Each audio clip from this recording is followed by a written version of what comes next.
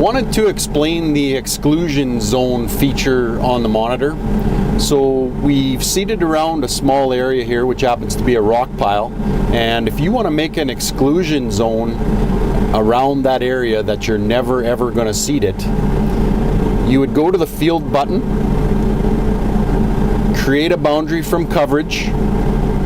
You are going to have to play with your smoothing setting here, dependent on how sharp of a corner you're making around that exclusion zone and the size of it. And you can also exclude very small areas right here like this one by adjusting your minimum excluded area. Once you've got it set where you want it, we'll hit the check mark. It's going to make new boundaries around different zones in the field. It doesn't know which one you want to exclude, so you have to eliminate the ones that you don't want, which this area we're going to continue seeding and seed out. So I'm going to eliminate that by just pressing my finger and holding on that boundary line and then hitting the trash can and erasing it. And then if I go to another part of this field, I've got another area that I'm going to eventually seed out.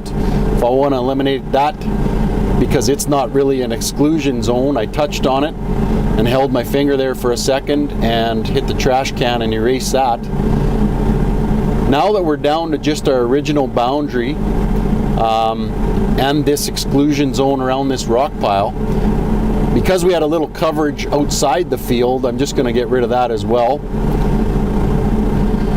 Now, just to show you what it does, I'm going to erase this field, and basically that allows you to start over. I just want to show you that next year when you come back to this field, so we go to the select button and go to our client, go to our farm.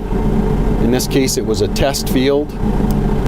So you notice when we come back into this field, we have our boundary from last year and our exclusion zone around that rock pile.